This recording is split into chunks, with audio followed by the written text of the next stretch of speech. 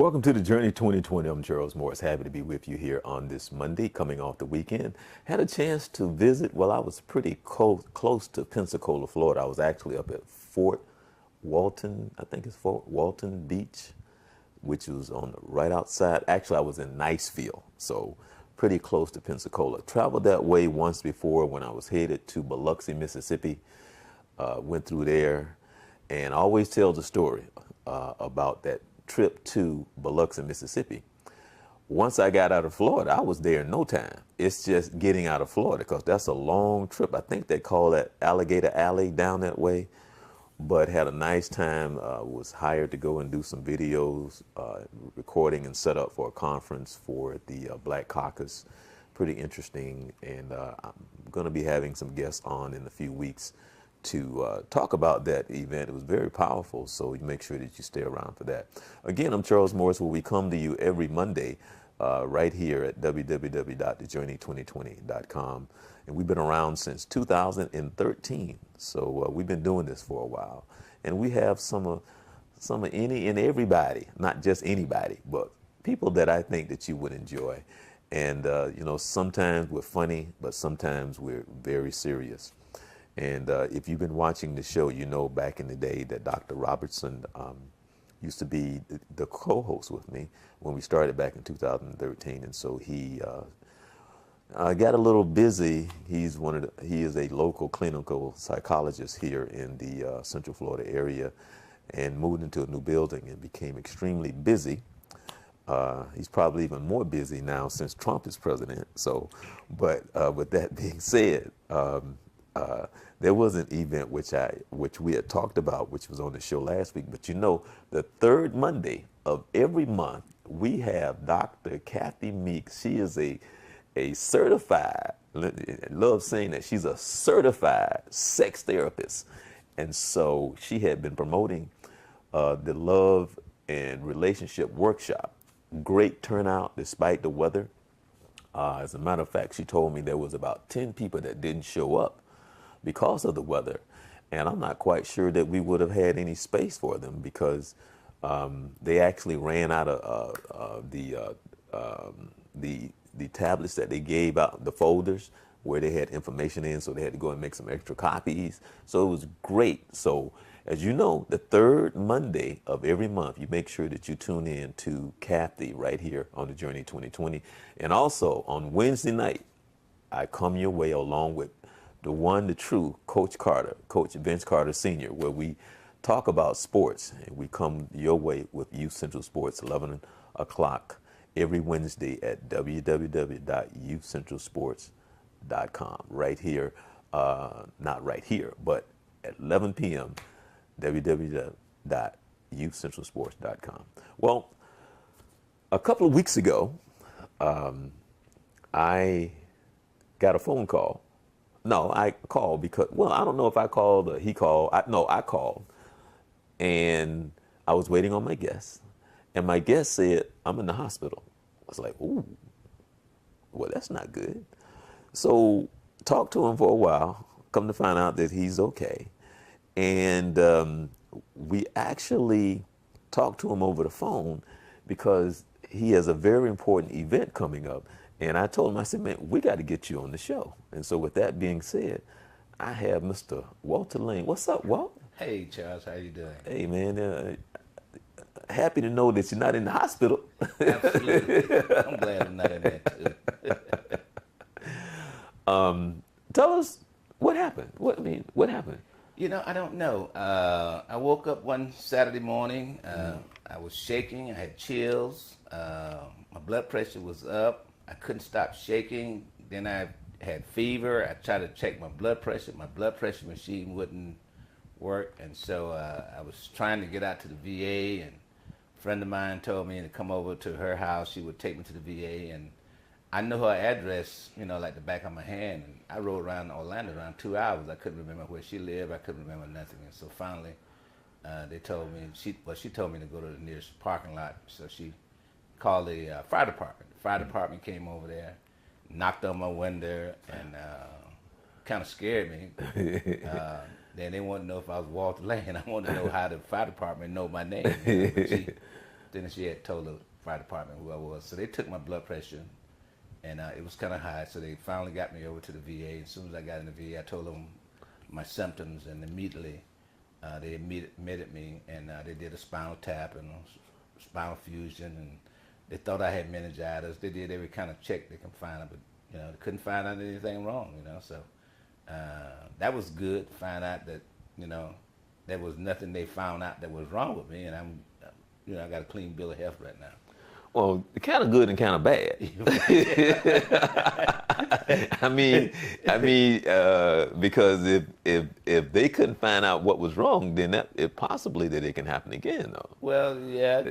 You know what I'm saying? Yeah, I mean, it's good that but I'm just saying something happened. Right. Right. So, just as long as it don't happen again. Well, no. Well, what I'm saying is, what?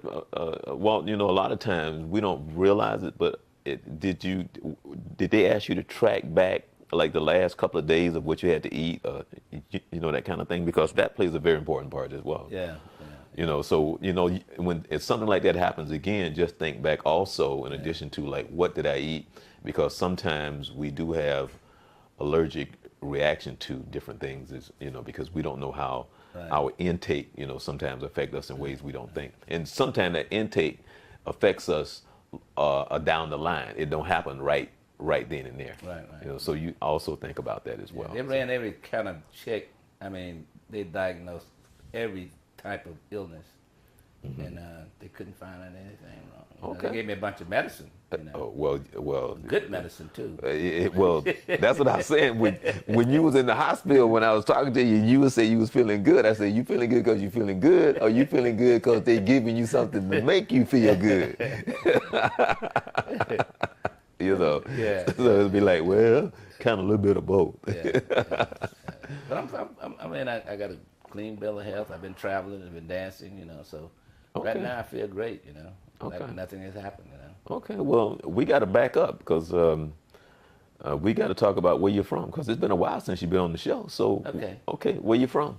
I'm from, born and raised right here in I'm raised up in Orlando area, and I spent 28 years in the military. Okay. And retired from the military. I left Fort Riley, Kansas, went to Georgia, left Georgia, went to Detroit, Michigan, worked for Detroit News about a year. Really? And then... Wait a minute, hold on, slow down. Because see, I worked in news for years, so now this is my first time. I've been knowing you all this long and never knew that you worked in news. Well, I worked for Detroit News in the Human Research Department. Okay. I was recruited for, some people call them scabs, we call them replacement workers. So I recruited for Detroit News for about a year, Okay. And after it got to the point where I knew that Jimmy Hoffa was up there in Detroit, buried somewhere. Okay. I didn't want to be a casualty, so I decided to come on home back in 1995. And when I met you, I was working for Orange County, and I became the Human Research Director for Utilities. And, that's where we met when I was working for the county. Okay, well, it's funny because my show week before last, I had a gentleman on, my pastor's brother, and I want to do a roundtable, which I think would be a very good show. But now, because I got to invite you to the show, because what I want to do a roundtable of men who have served in the military. And that round table, I want to just ask questions. What was it like? Especially what was it like as a black man in the military? What advice would you give our young men going into the military now? And how you have seen things change. So my pastor brother was on the show, and basically not to talk about that, but to talk about what it was like being on the front line. And at the end, we was asking. I asked him, "What do you think of women being on the front line?" But the interview and what he gave and the account of all the stuff that took place and what he was responsible for, and just hearing him talk, because we had talked briefly about it a few weeks before, and you're so engaged because Walt. I don't know where you were as far as the military, but we sit and we watch war movies. But the truth of the matter is war is just so nasty and it's so ugly.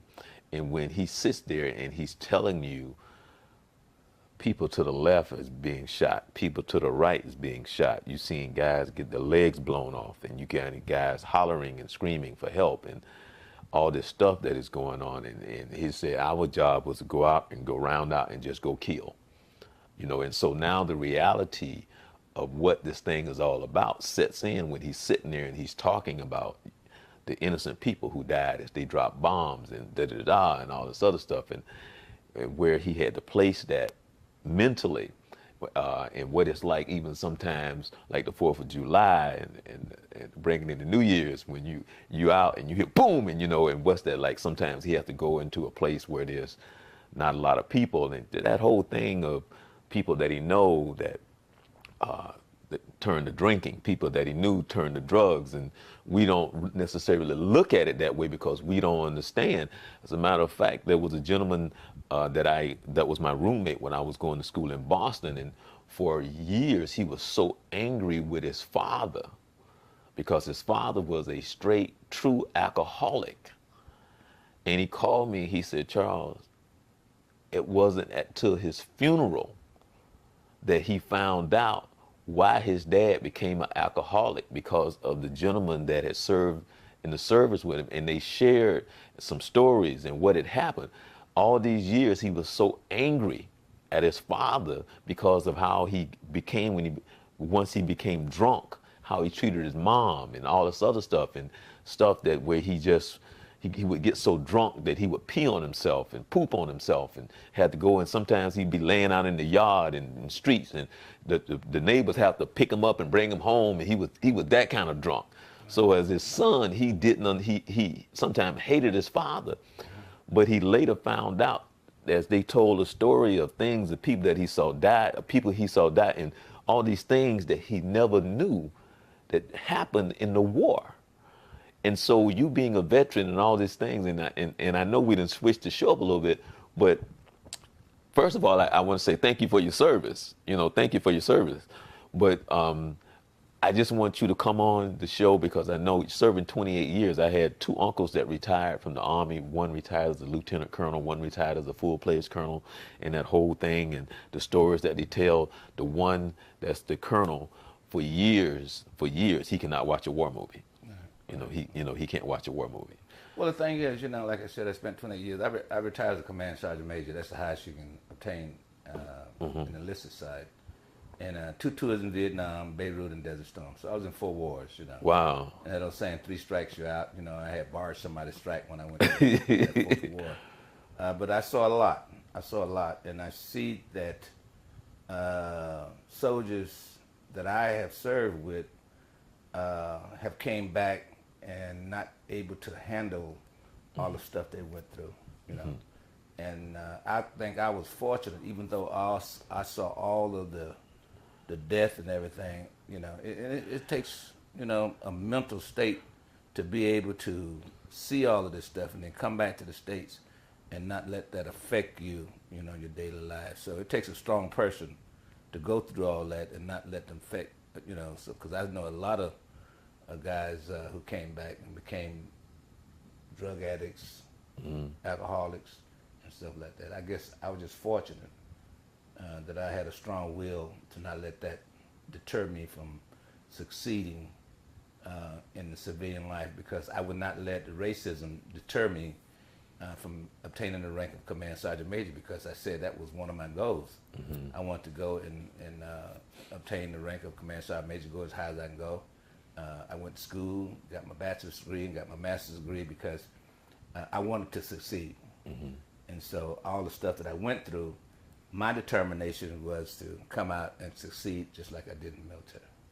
Well, congratulations to you. Well, again, I do remember you telling me that you did serve, in the military, but to what degree? And I think I've heard you say that you did serve for not knowing what you did see or didn't see, but war is war. Yeah.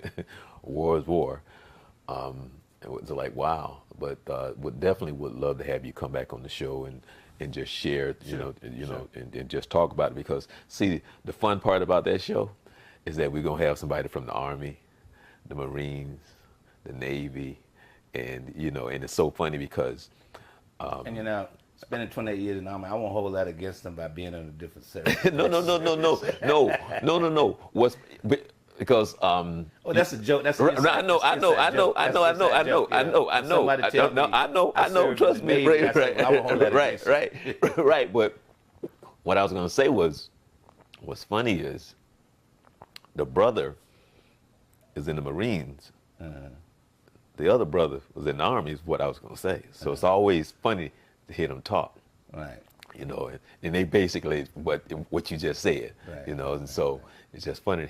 But then I asked him, and he explained it to me, how you guys support each other in a war. Oh, absolutely. No. I meant no. What I meant was how you support each other in the sense of working together, and where does the Marines go, where does the Army go, and how you guys fight is what I'm saying. Because we don't know as a civilian. You don't know. It's like who's on the ground, who's over there. So he kind of broke it down as the strategy and how it all comes together versus the air, the ground, and so on and so forth. So he kind of explained that, because you don't know as a civilian how the Marines work with the Navy, and the Navy works with the Army and the Air Force, and who goes where, and Right. All you know at the Air Force is that they fly. That's all you know. Because I was telling somebody yesterday. I was telling Ken when we was coming back from a friend Ken. Yeah. Okay. When we was coming back from Pensacola, I was telling him about I went and saw an air show. And I said what was cool was that the jet that takes off like this, the one that it starts with an H. I can't think of the name of the jet. But anyway, the jet that's land and like a helicopter, right? And I told him, I said, that jet is flown by the Marines. He was like, what? I said, yeah. I said, that's a Marine jet, because you would think it's from the Air Force, but then the Navy flies a lot, but you don't think of it that way. Who does what, But anyway, and a simple thing is like, you would think the Air Force, right. You would never think, that Air Force, they had some C-130s. Mm-hmm. I was in artillery. Okay. Everybody know artillery, is either ground. But the Air Force had C-130s without artillery pieces. The Herring is what that jet is called. The Herring.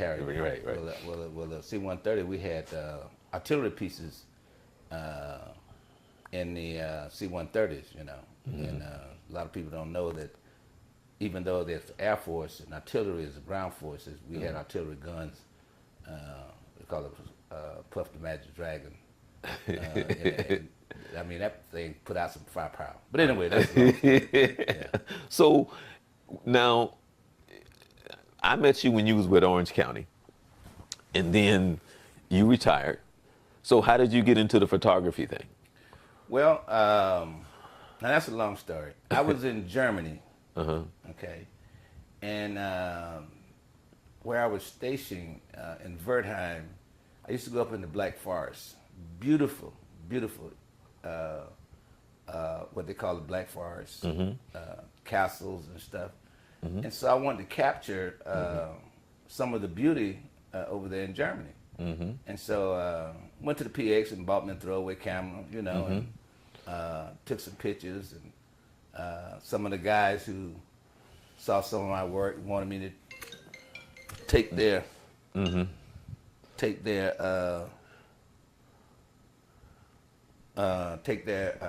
pictures, wedding pictures. Mm-hmm. Well, because there was a throwaway camera, I decided to upgrade, and instead of getting one of those Instamatic cameras, I decided to go to PX, and my first camera was a Minolta, and I didn't know how to operate it, but I went to what we call that was my first one. Minolta? Yeah. Oh, okay. Yeah. And so we had this thing called morale support, and I went there and I started taking a couple of classes. To learn how to operate, because that was not an automatic camera. Right. Oh yeah. I had to learn that shutter speed and all that stuff. So Right. I took a couple classes, and then I became one of the photographers on base to take wedding pictures. You know? Okay. So that's how I got into photography. Okay. As a hobby. Okay, well, it's the same here. Yeah. Same. I used to develop my own black and white at home. I still got the stuff up in the attic, you know. And then at UCF, I started using that dark room. And as you know, you go in there at 8 o'clock at night. Next thing you know, it's just 2, 3 o'clock in the morning. Right. You know, you how time just seemed to slip by. Exactly. When you finally look at your watch, be like, oh man, it's 2 o'clock in the morning. And my favorite camera was a medium format camera, and I used to go to the dark room and develop my film. And then when digital came out, and I used to tell other photographers, digital will never take the place of medium format. Right. Will never take the place of medium format. And I was at an event in Jacksonville. What's the group name? Eddie Levert and his dad was singing. And I went out at halftime and went there, and I saw these guys taking these pictures and printing these pictures out and making money just like that. I mean, they was making so much money printing those pictures out. You know what I'm saying to myself? I never seen anything like that. Right. So I waited everybody to go back inside, and then I talked to the guy. I said, "What kind of printer is this?" And he told me Mitsubishi printer. So I said, "I got to get me one of those." And so I called. I didn't know if they had any dealers around here, but guess what? I called and they had a dealer right here in Orlando. So I got hooked up with him, and bought the digital camera. And I don't know if I had you working with me, but my first major event I did for the Hilton Vacation Club, and they had 2,200 employees. Right. And I did a 3-day event. Okay. And I made $35,000 in those 3 days. Wow. And I started to put my retirement. In, but that's when the market dropped. Right. You know. Right. And then I had to give another event the money back because the market had dropped. I said, well, it's a good thing I didn't put my retirement papers in. You know. But anyway, that's what I do. You know, the digital printing and the printing on spot and weddings. Right. Okay. Now, how did you get which leading up into the Chicago style stepping? Now, how did you get into that? Well, I've always been a dancer. My father, he had all in the name of James. Yeah. My father, he had 3 what we call them juke joints. Okay. It's called Stark, Florida. Okay. On the other side of Gainesville, and below Jacksonville. And I grew up, you know, my dad, you know, we used to sell moonshine. I was selling the sheriff moonshine, the mayor moonshine, because he had all the sheriffs and the mayors in his back pocket. I used to sell the sheriff moonshine when I was 10 years old. But he had his club, and we used to go there, and the ladies would, at that time I could do the James Brown. At that time, the ladies would pay me to do the James Brown, and plus I used to box. So I've always been a dancer. And then when I saw Chicago stepping, I wanted to learn how to do that. But at the time, I was taking pictures. I was a photographer, so I didn't have time to learn. But I kept saying, one of these days, I'm going to take time out for my photography work and learn how to step. And so I learned how to step. And eventually, you know, by process of elimination, I started my own group and started teaching. And now I'm on my 8th, start hosting the event. Now I'm on my 8th annual event. Wow. And so you started it how many years ago? Well, actually, I started in 2009. Okay. And then I started teaching. I started teaching about 7 years ago. Oh. Okay. And so, what was it like though for your very first event? My very first event. Funny you mentioned it because I was asked to do an event, and in Steppin, what they call the world largest contest, and a good friend of mine, Pete Frazier, and another friend of mine, Drew Smith, he used to live in Miami.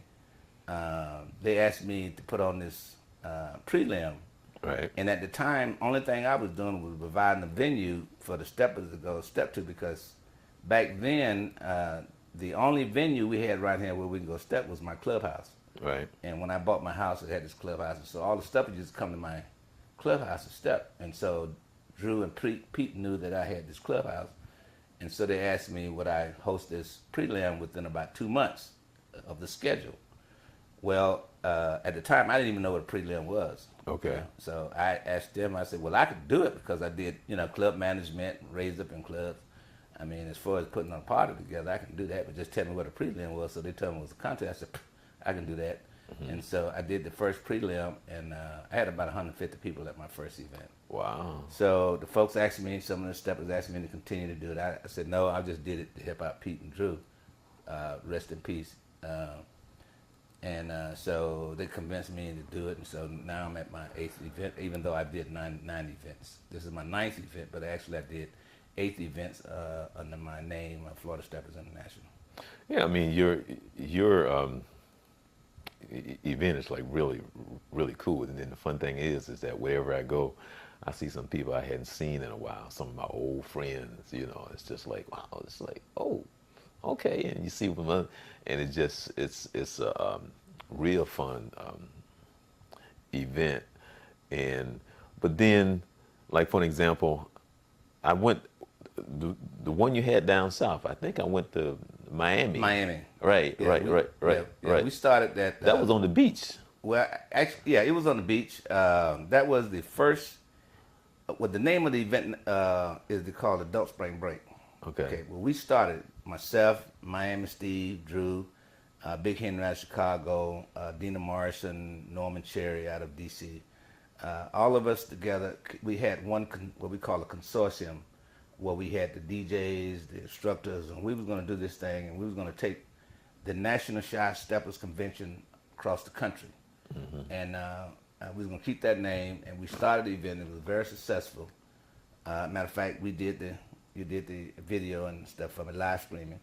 And so Steve, he didn't want it to travel. So Big Henry, who was the father of the National Shot Steppers Convention, he said, well, if you don't want to travel, because it was his concept, you're going to have to change the name. You couldn't use the name National Shot Steppers Convention.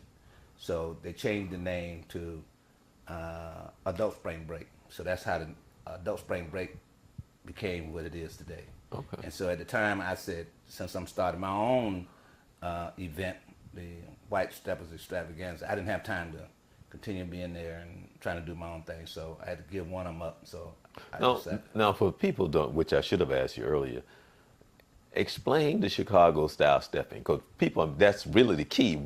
Explain that whole thing, and I'll give it a shot, because, and the concept behind it. Right? I'll give it a shot. You know what? Hold on. Let me. As a matter of fact, as you say that, let me see if I can put up. Yeah. Hold on. Okay. Let's see here. There you go. Okay. Kind of explained it.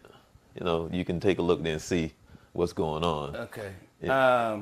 And I'm gonna give it a shot, because there's different theories on Chicago stepping. It's a dance that was originated in Chicago, and based upon what I was told, it came from the bop.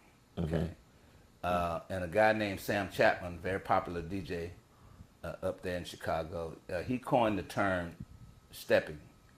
He coined the term Chicago stepping, and what I found out is that it was isolated in Chicago because it's a Chicago dance. Right. That was originated in the bop. Now the bop, other folks did the bop throughout the country, but Chicago stepping is the mecca of Chicago stepping. It was originated in Chicago, and it was just isolated in Chicago. But then this guy named, and a lot of folks from Chicago don't want to give R. Kelly credit, but he came up with this video, Steppin' in the Name of Love. So when you mention Chicago Steppin', a lot of people say, well, what is Steppin'? And then, you say, well, you ever seen the video, R. Kelly, Steppin' in the Name of Love? Oh, yeah, oh, that's what Steppin' was about, So, but, and also what I was told is that in the video, that really wasn't stepping, it was bopping more or less in the video. And when they started the dance, stepping, at first they had the 6 count, then the 8 count. And I teach the 8 count, and 8 count Chicago stepping is very popular throughout the country now. And because of R. Kelly, you got stepping in every major city there is. And so, give him some credit for putting stepping out there on the map, because now you got, matter of fact, you got stepping in Brazil. Oh, wow. Yeah. Yeah. Wow. Well, now see, as we watch the video, now how long did it take you to master the stepping? How long did how long did it Well, take you? I wouldn't say master because it's constant learning. You can't. To me, you got different titles. Well. What I mean by that is, I'm talking in the sense that you felt comfortable enough where now you can give classes and that you do what you do. Okay. That's what I mean by Well, it. as I said, I spent 28 some years in the military, and I was an instructor in the military. Okay. And the concept of teaching, I've taken my teaching experience I learned in the military, and I use that concept of teaching Chicago stepping. What I wanted to do was learn this Chicago stepping enough where I can turn around and convey what I've learned to the students that want to learn how to step. I mean, it's the same concept, and so being able to provide some instructions, some verbal instructions, where the students can comprehend what you're trying to convey to them, and be able to comprehend and make sure they understand exactly what you're trying to teach them. And so, as a artillery instructor, I've always had confidence in myself that I could convey something to a person, and that person can comprehend what I'm trying to give them. I'm smiling because I'm thinking about the way in the military. I'm thinking like you giving instruction. You're standing there with your rifle. Not a joke. No, I taught those big artillery pieces. And matter of fact, that drill sergeant come, the drill sergeant come out of you. Right. No, but I'm just messing with you. Funny story is that when I was advisor for the National Guard in Texas, right.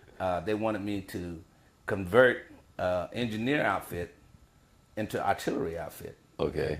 Those guys never shot those big guns.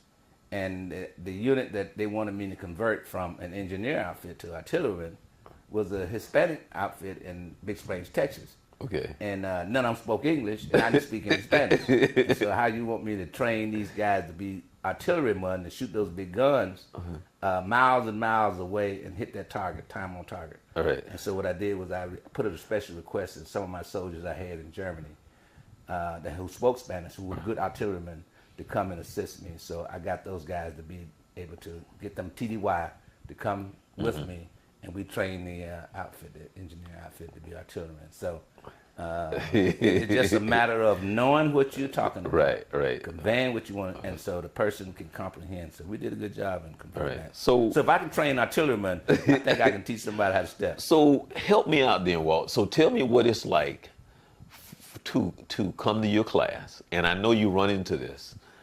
I can't, I have no rhythm. I can't, I'm shy. I don't know if I should be here. My friend told me to come. I don't know if I can do this. So. I get it all the time. Oh, right. I get it all the time. Like I tell the students, I can teach you how to step, but I can't teach you how to count. All right. Okay. It's an 8-count dance. All right. And there's 3 concepts that I use. First of all, there's 8 steps in this dance. Okay. And the first thing I do after I've been talking about some of the history of the dance, and why we do what we do, because everything we do in stepping, there's a reason why we do it. As far as the pattern, your feet pattern. Okay. If you place your feet in certain positions, then you can execute those different turns and stuff. Okay. So my first thing is to being able to teach the person about what I call striking the floor. There's 8 steps in this dance and striking the floor. Now, some folks pick it up right away. Some folks, they go left, right. They don't understand be able to accept the concept on striking the floor 8 times, alternating left, right. So for those folks, I have a drill what we can do over and over and over again until they're able to, what I call strike the floor 8 times. That's a tap drill. Okay. And then once I get them, then I move to a different drill. I'm doing the push, what I call the push drill. That's using a certain pattern. Okay.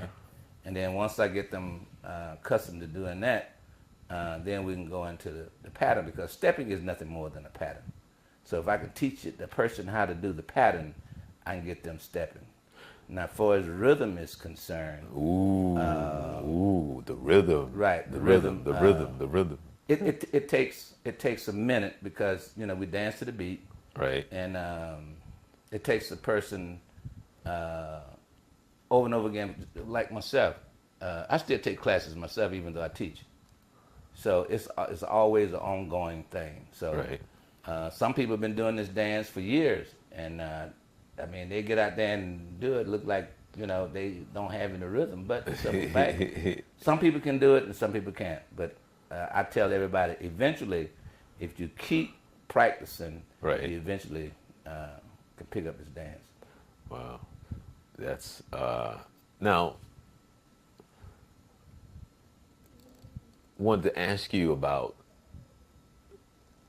the whole thing of the people and the bonding that takes place, because that's very important. Right. Because you can tell and you can feel it when you're there at the event, how it's really a bonding place where people come together and have a really nice time.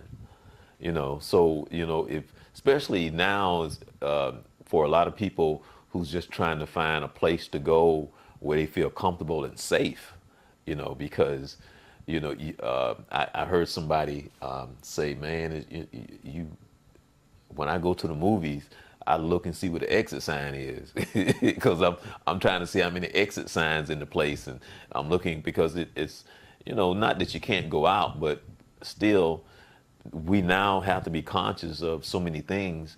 And it's nice when you go to a place and where you do feel welcome, and you do have people that you feel as if though you can connect with. Well, and a lot of steppers, they use this term. Stepping is a lifestyle. Right. Okay. To me, when I when I saw the dance and I saw the videos, and I'm going to switch gears here, because when I was in the 8th grade, I grew up wanting to be a tailor. Okay. And some of the people see the way I dress now. I wanted to be a tailor, okay, because I like clothing. My mom and my dad, made sure that we was always clean. We had presentable clothes and everything. And back in the day when I grew up, the guys used to try to impress each other and try to outdress each other. Right. And so I wanted to be a tailor, but unfortunately, when I enrolled in home economics, because that was the only class that had sewing, where you can learn how to sew, and I was on the football team and all that stuff, and the guys used to say, well, I was the only guy in the class, used to call me sissy and all that stuff, because I was the only guy in class. But what I know now, I wish I'd have letting peer pressure get to me and cause me to drop out. Well, you know what, I'll let you finish your story, but make a long story short, I was forced to go to a technical school. And the reason why I was forced to go to a technical school, because it was right down the street from my mom's. See, people don't know it, but I grew up playing basketball. Okay. So when I left 9th grade going to high school, I thought I was going to this other school. But over the summer, I would always go over to my grandmother's. So I would always come back that Sunday. Monday, school starts. So I'm getting ready to walk out the door on Monday, go to the school that I thought I was going to. And my sister said, oh, by the way, I had mom transfer you to tech, which was her school. She took up tailoring. So because I had no idea that I was going to a tech school, she signed me up for her class. Right. So I took up tailoring, sewing for 3 years. Oh, okay. Wasn't my thing. Right. But I'm saying I understand. Right. Because I did take it up because that was what I was assigned. But people have no idea what I know. Not that I got into it like, because she could sew in and everything. But you'll be surprised what I can do. Right. But the thing is, the reason why I wanted to be a tailor, because I like fashions. And then when I first saw Steppin, I seen how the guys dress up. And this is part of the things I tell in my class, and I don't know if I'm embellishing a little bit, but to let them know how extravagant to me Steppin is when the guys dress up. I even go back to the Cap Calloway days when the guys used to wear the zoot suits and the ladies wear the dresses with the frills and everything. And so what really impressed me about Steppin was the first few videos I saw how the guys dress up, the ladies dress up, and you hear a lot of times when people say this is a grown folks party. Right. To me, Steppin is a grown folks partner dance where you can go out there, dance, make each other feel good, and because it is a beautiful dance. I had a friend of mine. He called his name was the Navigator. He called it romancing the dance. Okay, so that's what kind of made me interested in Steppin, the elegance of it. Yeah. Well, I mean, honestly, I mean, you've taken it to a very high level here in the Central Florida area, and I have to commend you on that because you serious about your Steppin, man. Yeah. And then the thing is, and you also find out that, to me, now that I think it's 52 weeks in the year that you can find a Steppers event. Oh, wow. And you got a lot of Steppin parties. And I try to differentiate myself from just having a Steppin party. When I decided to do this, I'm going to do it the right way, and I call it a extravaganza. And, have the whistles and the bells and all that stuff, because you can go to a party, and I see on Facebook where a lot of folks say, I got a white party. And then I say, well, there's a white party and there's a white extravaganza. Right. And a lot of people call extravaganza, but there's not extravaganza. I think I'm the only one that have a extravaganza with all the elegant stuff that you're gonna receive when you come to my event. Well, I mean, you can. Well, like for an example, let me see if I can pull up something here. Let me see if which I wanted to show. Like for an example, here is Miss B. And like you got your backdrop and here's Yvette and the look and all of that and having people come out and just talk and just say a little bit about yourself, why you're here, how you feel, and da da da. So yeah, I mean you do it good. And the most important thing is you have good entertainment and you have good food. Yeah. So let me say that right now. Hold on. Good food, okay? More than he has good food. Yeah, so let me throw that in there, which is one of the most important things, Right. And you can go to a party, and the thing is, they have buffets. But what I wanted to do was, since I named my event an extravaganza, I said that I'm going to have a sit-down dinner. Sit-down candlelight dinner. And then when you go to most events, you see where the DJ, he plays soft jazz music, doing dinner.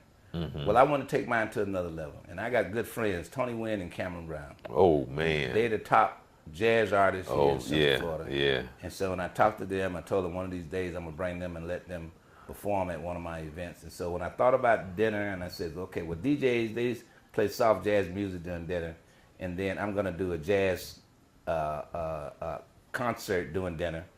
And at first, I just had Tony Wynn and Cameron Brown just come and play during dinner. Right. And then everybody was coming into wow, that was an awesome jazz concert. Right.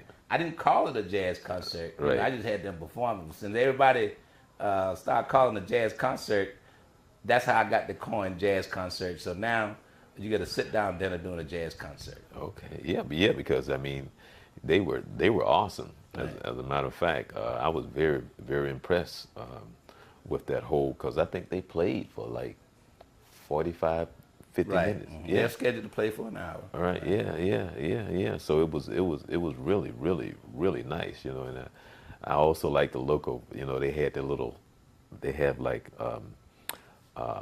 4 or 5 different horns over there on the side, and they all lit up with the colors and everything. Right. But just the sound was just great. Right.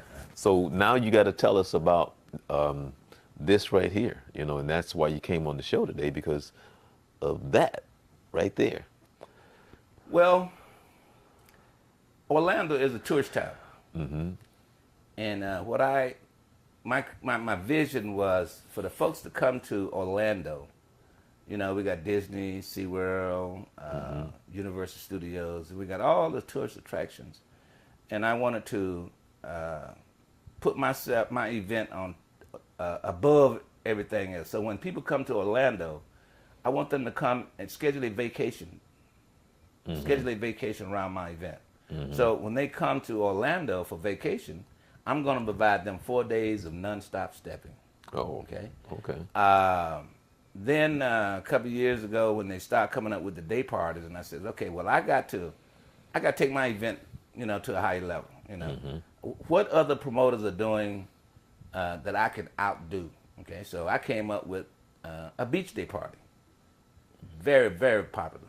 So I started taking the people to Cocoa Beach, and not only did we step, on the beach, I rent a deck, which is a bottom 2-deck dance floor. They got a beach house where they serve cocktails and tropical food and stuff like that, and I rent the whole facility. Right. We can go out there and we can step, and some of the people go out there in the ocean and step. So, taking my event to another level, I came up with the day party. Right. Very popular. So that's something that folks who live up north may not ever get a chance to go to the beach, but they can also come down here, not only go to the beach, but they can step in on the beach. And so that's one of the popular aspects of my organization. Right. And then before, I used to do the breast cancer fundraiser. Right. And everybody's doing breast cancer, even though my mom, she passed away from breast cancer. Yeah. I had some friends of mine who I found out that their child had passed away from sickle cell. And I didn't know how prevalent sickle cell was, Right. in the black community until I knew somebody who had sickle cell. So I changed my fundraising concept from breast cancer to sickle cell. So I kick off my event on Thursday night with a sickle cell fundraiser. Right. We had talked about that, and we are going to have you come back on the show to talk more about that as well. Okay. Right. Definitely. Right. Definitely. And then from the sickle cell fundraiser to going to the beach, and then coming from the beach, then I had a BBQ reception. Sonny's Barbecue is a family restaurant that sells barbecue, and then I went to Sonny's and asked them, if I bring, 50, 100 people to Sonny's Barbecue, will they provide me a place where we could step? So Sonny's Barbecue agreed to it, and after the beach party, they shut their Sonny's Barbecue down on Cimarron, and where we go and have our barbecue reception at Sonny's Barbecue. Then after the barbecue, we come back to the hotel for the meet and greet.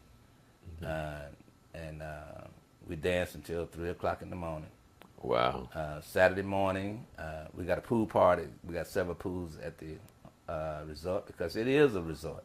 Right. People can come back and go to the pool party if they want to go bicycle riding, if they want to go fishing, walking. We got trails where they can go walk. We got an exercise room. And for the folks who don't want to participate, then we got free workshops. I have about 6 different workshops that a person can go to. What are some of the workshops? Workshops are, I got a young lady by the name of Vicki Henning. She's a very popular instructor throughout the country. Everybody knows Vicki Henning.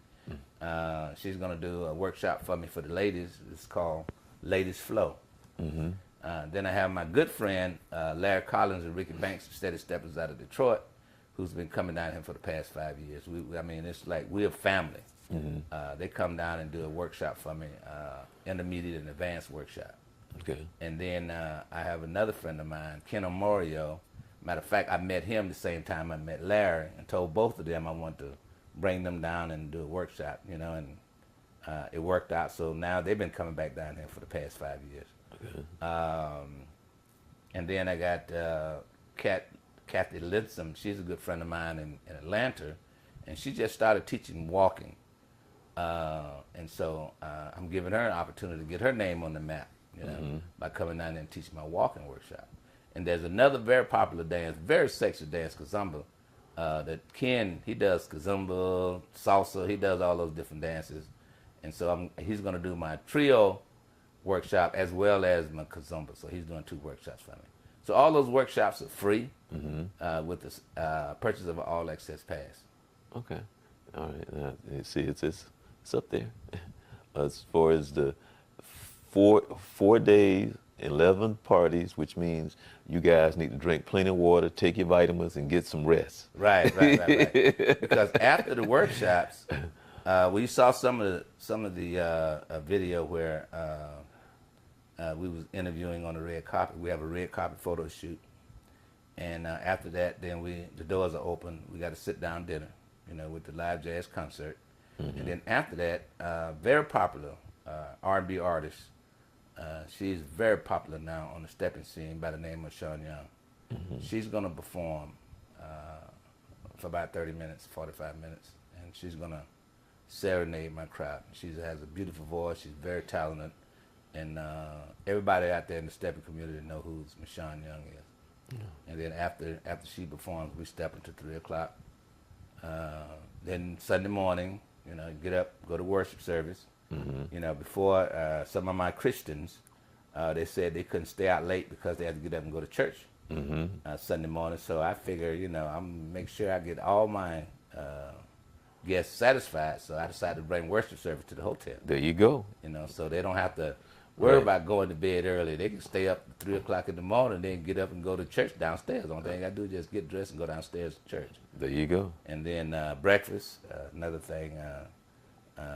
They go to sit down breakfast. Then after breakfast, then we got a stepper set at 6 o'clock. For the folks who stay over to Monday, then we have a pool party Sunday night. So that culminates my 4 days of stepping, 11, 12 parties. 4 days, 11 parties, and now they sign up. They show up. How does this work? Well, they can go to my website at www.flsteppeers, that's FloridaSteppersInt.com. I'm trying to see if is that on that. On that? Yeah, it's on there. Okay, hold on. You know what? Let me put it up full screen and see if we can get it to come up and see if that. Okay. Down at the bottom. www.flsteppersint. Yeah. There it is right there along with your phone number. Right. Okay. All right, cool. And so there they can go to register. They can register, and I have for Saturday nights it's reserved seating. Okay. So, and I'm going about some organizations you have to buy for a reserved seat. Okay. You have to buy your ticket, and then you got to buy a reserved seat. Well, with my event, once you purchase your All Access Pass, you're going to pick out the seat and the table that you want to sit at. And there's no extra cost for a reserved seat. And once you arrive for Saturday night, I have escorts. He's going to escort my guests and take them to their table and to their seat. Give that special VIP treatment. Mm-hmm. Wow. Well, yeah, that's some special VIP treatment right there. And it sounds like, and I know it's always, every time I see it, it's a lot of fun, and people look like they're really, really, enjoying themselves. More importantly, now, what's the furthest anybody has ever come for? Because I know they come from some everywhere. What's the furthest they've ever come? I haven't come from Los Angeles, California, and. Well, see, and the reason why I say that, because people, like you said, there's a stepping event going on every like all the time, but people don't. For people that's not in that circle, they really don't know how big stepping really is. That's true. True. And it's word of mouth. Word of mouth. Facebook. We use Facebook. I knew it used a newsletter, and networking. Now, I don't know exactly how many events I've traveled to, but I've gone to St. Louis, Extravaganza. I've gone to Raleigh, North Carolina 2 or 3 times. I just left Atlanta yesterday. Miami. So I'm going to different events, and I'm taking my flyers and I'm meeting people and letting them know about my event, and let them know that they can go to parties, but they come to Orlando, Florida. They only go on vacation, as well as a elegant event. So networking, going to other organizations, supporting them, and by me, or Washington D.C., and then have them come and support me. So it's like you support me, I support you. Right. So it's like a family thing, because when I first started, they said stepping is a lifestyle, because there's a lot of people who don't know anything about stepping, but the folks who does step, they fall in love with it. I mean, you got to love this dance to come all the way from Los Angeles, California to Orlando, Florida, just to step. You know, and I had one lady told me, she said she don't travel to step, and that's first time I ever heard that. But she doesn't travel to step, but she doesn't get the full effect of traveling and meeting people. You know, Right. Because I met a lot of people. Matter of fact, when I worked for the county, you know, I was not on Facebook. Right. And now that I am on Facebook with Steppin, while I was up in Atlanta this week, I had to delete some of my friends so I can add new friends because you can only have 5,000 friends on Facebook. Wow. And so this past weekend, I reached my 5,000 limit. So I had to go there and delete some old folks who don't communicate with me to make room for new ones. So now I'm back up to 5,000 Facebook friends. Well, maybe you can have two Facebook pages. Okay, well, some people do have 2 Facebook pages, but I want to keep this. And I got you. And actually, I was just messing with you. Yeah. Well, yeah. But I have groups. I have two stepping groups where people can come and post their events. And we got different group pages where we can go post our events, and they post that events on my 2 groups. I got the All White Extravaganza group page and the W Lane Entertainment group. They can post their events on those 2 pages. Okay, now I don't know if you emphasized, and I don't know if we really talked about it, but you give lessons when, where, and so talk about that. So because I know you do something once a week or once a month or something like that. You classes or something like that. So right, I teach every Wednesday at the American Legion. Okay. And I partner with the American Legion, and because the American Legion is a community nonprofit organization for veterans, and so I partnered with them, and so I was able to convince them that what I like to do is that offer something for the community. And I got the concept from West Oaks Mall, because West Oaks Mall, the attendance was bad at West Oaks Mall. So I went to West Oaks Mall and told them that if they'll give me a classroom or a storefront for me to have my classes at the West Oaks Mall, I can bring people in. And if I bring people in and learn how to step, those people can go shopping, JC Penney's and stuff like that. So I got that concept. So I took that same concept to the American Legion, and they agreed to let me have my classes at the American Legion every Wednesday. So every Wednesday at 7 to 9, I teach free Chicago stepping classes. And then after class, we got open dancing. And then after that, we got karaoke. Well, a lot of us, we hang around and do the karaoke thing, You're not gonna get me on the mic. Oh no, yeah. Well, I was just getting ready to ask you what's your favorite song that you sang? Oh, well, that's not gonna happen because I want to keep the people in the American Legion. I don't want to run them out. And then there's another, the African American Society in Palm Coast. I teach 2 nights a week, 2 nights a month in Palm Coast. I teach the first and third Tuesday of each month in Palm Coast. So I teach actually every Wednesday and 2 nights, first and third Tuesday in Palm Coast. Okay. Well, again, and I've started other groups. I've started other groups here in Florida. One in Titusville, and a young lady, she approached me this past weekend, wanted me to bring Steppin to Palm Bay, on the other side of Melbourne. Right. So Right. I'm thinking about doing that. Yeah, I just went over there for dinner about 3 weeks ago. Yeah, And then once a month, I have a stepper set and a birthday celebration. So we do that every 4th Friday. And my thing is that you can take classes, but if you don't put your teaching to use by going to different events, because that's where you get your confidence at an event. So I teach the classes free, and I just ask all the students to come and support the monthly party. And the monthly party is only $15 a month at the Rotary Club. So. Wow. All right. Well, as we look at the information here that's going on, the 4 days, 11 parties, I'm not sure if we can all keep up, but I'm pretty sure that we will try.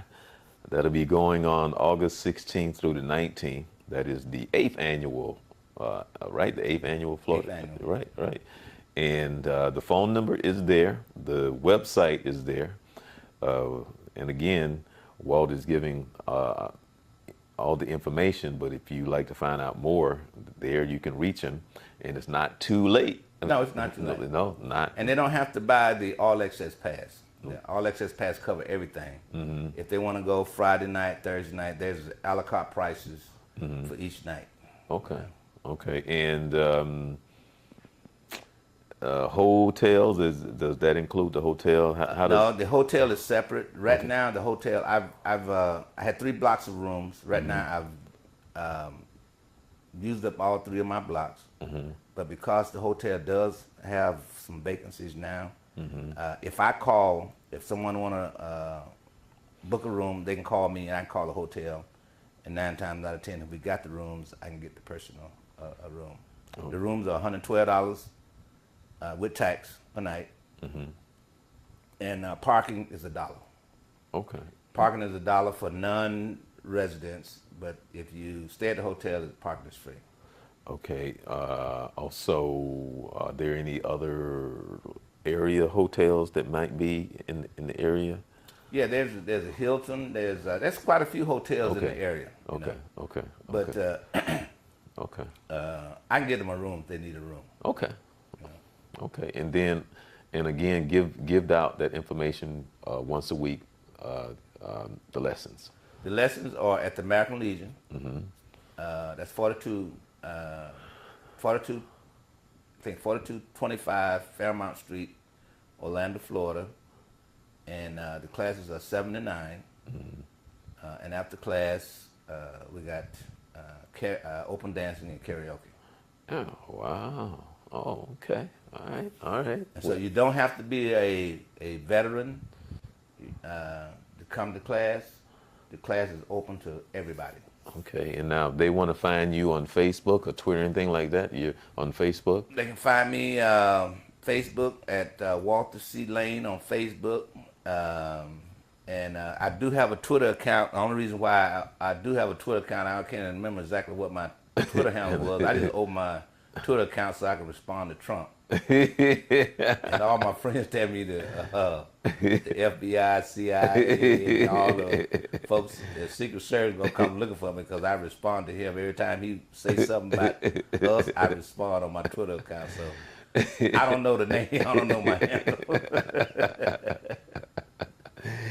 I say that I do understand. I do understand. So, with that being said, funny how time flies, but it's been an hour. And I learned something new today, in reference to the military. I mean, I knew you was in the military, but I learned something new. Definitely going to invite you back for when I have the roundtable. It's, it should be a lot of fun. It's always fun when you have the Navy, the Marines, the Coast Guard, and the Army, and so on, and you have you guys tease and joke with each other. It's always fun because it's just, and I share this. I was on a job one day, and there was a guy that was in the Army. I think he was the Army. He may have been in the Navy, and he was talking about he was talking about the guys that was in the Marines, and he just said, "Man, those guys are crazy." He said they're crazy. He was talking about they were out on a mission, and so he said when they came in, he said they flew up here. He said those darn Marines. He said they fly down here. He said. They crazy, man. They crazy. He's talking about how low they fly to the ground versus them being up high. Right. He said the Marines come in real low. They're like, man, that's crazy. Yeah. But just to hear them talk back, hear you guys talk back and forth, and how you guys look at each other is just fun. But I know. Oh, and my last question: how many times do you do something like this a year? Not necessarily that big, but how many times you do your some type of stepping party? Well, I'm glad you asked because I forgot to mention this. Like I said, I do an event every fourth Friday. Okay. And this year, just so happened that I got a friend in Chicago. He called me and asked me that I have something going on the 31st of August. Mm-hmm. And at the time I didn't, I had my fourth Friday for August, Mm-hmm. the week before the 31st of August. Mm-hmm. Well, he told me that they have the World in, what is it called? The World, WACA, the World Narcotics Anonymous Convention here in Orlando, Florida. Oh, okay. And that's going to be the 30th through the 1st of September. Mm-hmm. And they got 20, 30,000 folks in that organization. And they're going to be here that weekend. So a lot of steppers are in that particular at the convention, and they want to go somewhere to step while they're here at the convention. Okay. So I moved my stepper set from the fourth Friday to the fifth Friday, so the steppers who are coming here for the convention can have somewhere to go step. And so I partnered with some friends of mine in Chicago. I've sent them 100 tickets. Mm-hmm. Those tickets are already sold. Oh, okay. You know, so I got some folks coming down from Chicago to step, and that's Labor Day weekend. Right. I do a Christmas party, and I try to do something once a month. Okay. You know, Okay. and then plus, you know, like I got a friend of mine. He got an organization down there in Tampa. I go down there and support him. He does an Mm-hmm. event twice a month, so I go down there and they come up here and support me. Okay. So it's a family thing, you know. It's like I said, once you learn the step, it's like these folks, the National Narcotics Anonymous. Mm-hmm. Stepping is like a drug. Because I enjoy it. It's very elegant, a lot of camaraderie, Right. and that's what I grew up in the military. We had a lot of camaraderie, Mm-hmm. and in the Steppin community, we got a lot of camaraderie, and then you get a chance to meet a lot of people. Right. Right. Yeah. Yeah. It's definitely nice. Real nice event. And you don't have to worry about going to an event and guys walking around with their pants sagging, fighting, cursing. The folks who, and I guess it's folks who get involved in stepping are gentlemen. Mm-hmm. The ladies are ladies. And you ain't got to worry about all the verbal, the fighting, you know, and it's a very elegant adult type entertainment. Mm-hmm. Mm-hmm. I tell you one thing, when I started with the Rotary Club used to have a night manager on duty. Mm-hmm. And because I have responsibility, and I think I'm the only one who they allowed to give the key. They gave me the key, Mm-hmm. and they gave me the key, Right. Okay. and sorry about that. They gave me the key, and you know, and I was able to open and close when I got ready. Oh, wow. Well, that says a lot right there. Yeah. Okay. All right. Well, again, the date is right here, August 16th through the 19th. If you would like to find out more information, certainly you want to be there. The website, the phone number, and some great entertainment. And you can see they calling right now for him. You know, they. Yeah. Somebody want you know. I'll call you back. They can't wait. Yeah, they calling for tickets. That's one of the reasons why I couldn't cut it off. All right. Well, you know, again, thank you, Walt, and you know, appreciate you, man, and know that you're a good guy. You are serious about what you do, and you're very dedicated at your photography and your stepping.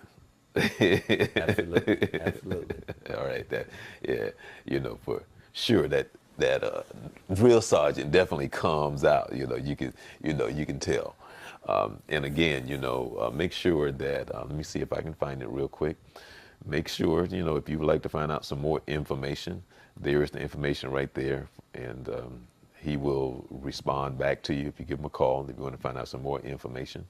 I'm telling you right now, and you can mark it down, that it is a great event. You will enjoy yourself. And I